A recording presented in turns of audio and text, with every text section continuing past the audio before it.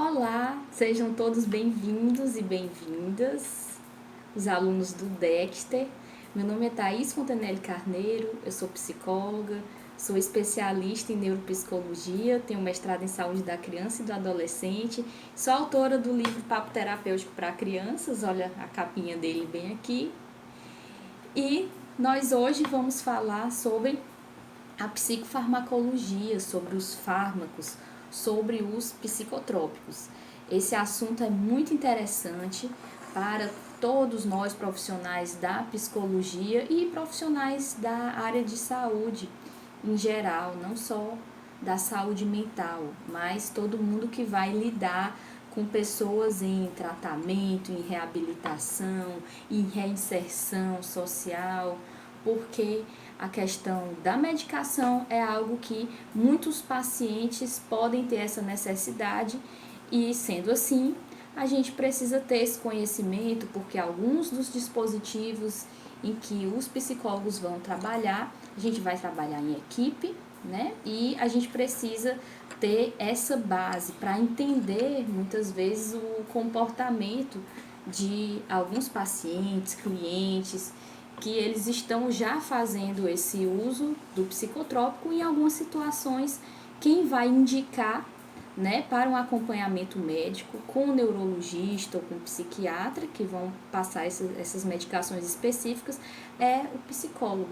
Então, a gente vai conversando mais a respeito disso ao longo aqui da nossa aula.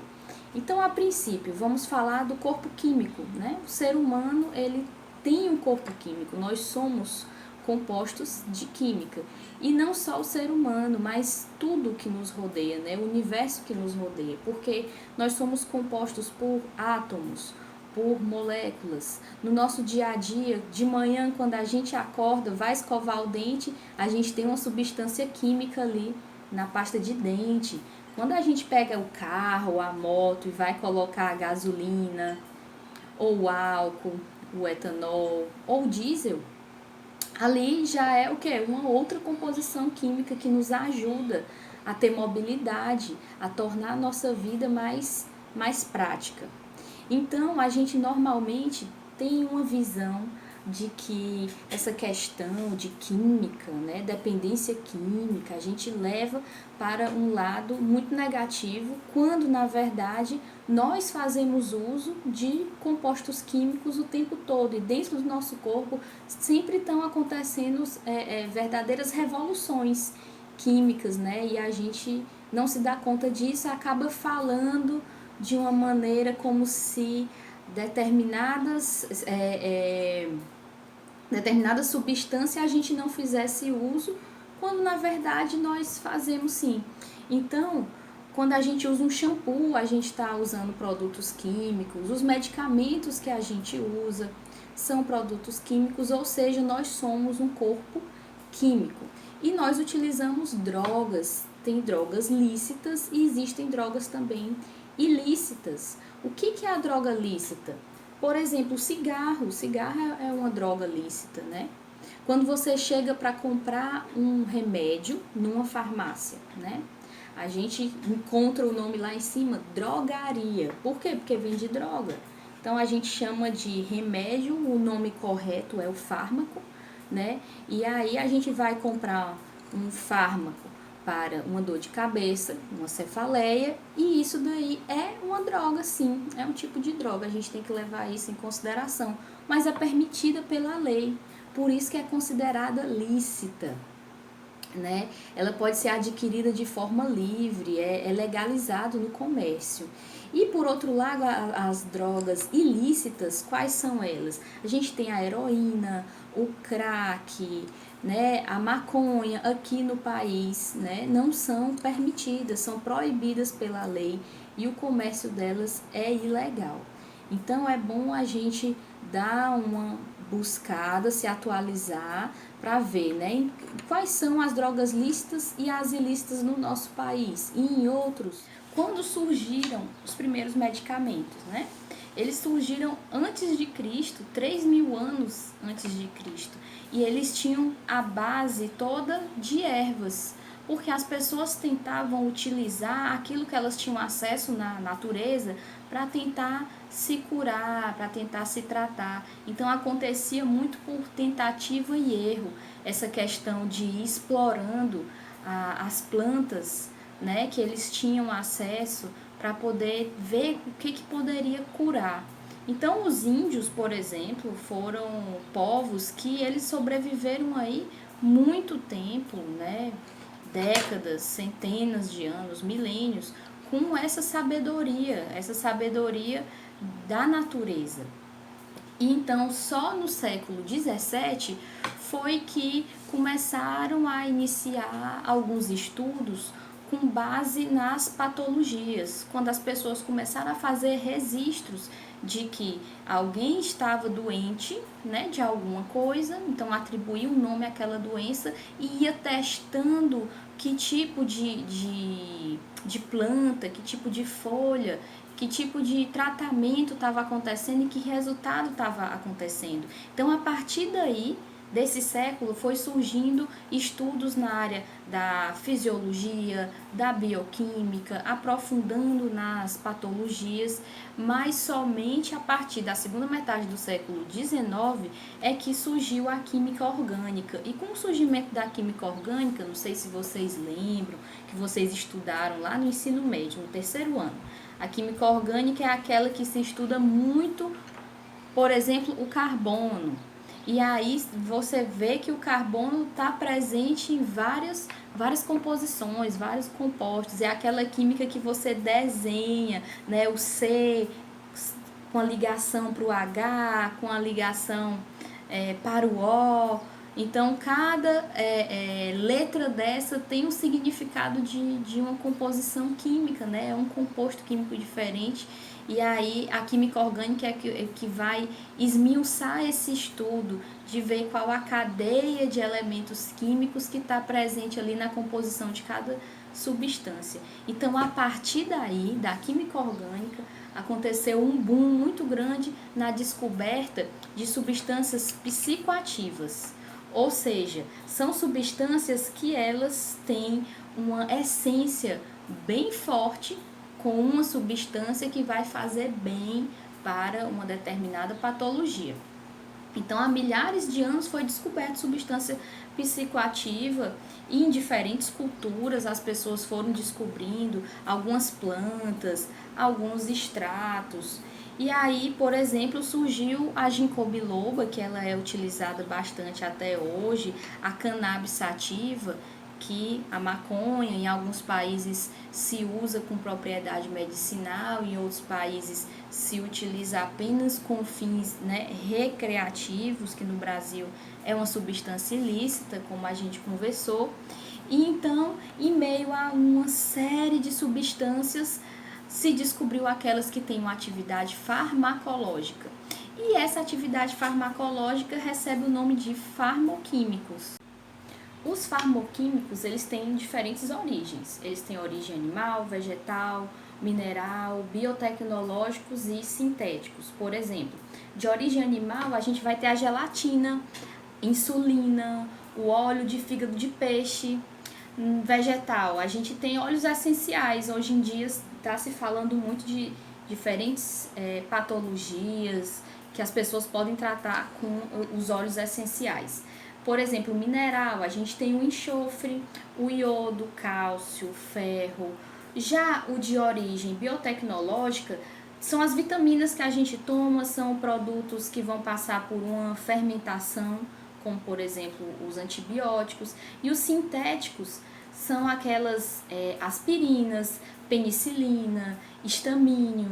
Então observe que a gente tem fármacos que eles vão do natural, sem passar por processos químicos, a outros que vão passar por processo químico, a outros que vão passar por um processo já de sintético, que a origem deles foi toda desenvolvida dentro de um laboratório. Então, dentro da farmacologia, o que vai existir de mais natural? A gente tem aí por exemplo, os homeopáticos, que são os florais, né? Os florais de Bach, por exemplo, florais de Saint-Germain, eles são compostos, todos de origem vegetal, eles são feitos com pétalas de flores. E eu gosto muito desse tipo de tratamento porque pode se utilizar com animais, com bebês, com pessoas de todas as idades, idosos, e não vai ter nenhum problema de interação medicamentosa, não vai ter nenhum efeito adverso, porque são naturais. Depois disso daí vem o quê? Os fitoterápicos. Isso daí você vai na farmácia e compra sem a necessidade de uma prescrição médica. Por quê? Porque eles também não são medicações controladas, né? Que são também de origem natural. E depois disso a gente já vai ter outras drogas, outros fármacos que eles vão ser desenvolvidos no laboratório, como psicotrópicos de tarja preta. Mas isso a gente vai conversar um pouquinho mais pra frente. Então, assim, a gente estuda um pouco mais sobre a farmacologia, que ela é a ciência que vai estudar as interações entre os compostos químicos de um organismo vivo, do sistema biológico. Ela pode ter um efeito maléfico, que é um efeito tóxico, ou ela pode ter um efeito benéfico, que é o de medicamento.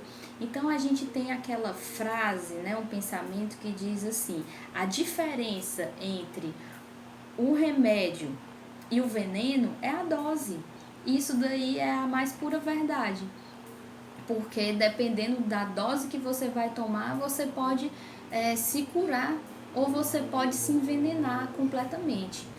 Então, esses estudos eles vão avançando cada vez mais e a gente vai direcionando eles para a área da psicofarmacologia, que é o quê? É a relação entre o uso de drogas. O que são as drogas? Substâncias psicoativas. Então, a relação delas e as alterações químicas que vai acontecer no nosso humor, na nossa percepção sensorial, cognição, consciência, comportamento. Então, são estudos individuais, né, de como que as pessoas reagem em relação a determinados medicamentos. Eles são medicamentos que atuam no sistema nervoso central. Então, esse tipo de medicamento especificamente é o psicotrópico. Ele sempre vai atuar no sistema nervoso central. Por exemplo, uma medicação para dor de cabeça é um psicotrópico? Não. Uma medicação para dor de barriga é um psicotrópico? Não. Porque ela vai atuar como um todo, mas não só no sistema nervoso central. Aquilo que é bem específico do sistema nervoso central é o psicotrópico. Por exemplo, um tratamento para depressão, um tratamento para bipolaridade, um tratamento para Alzheimer. Então, tudo isso daí são psicotrópicos.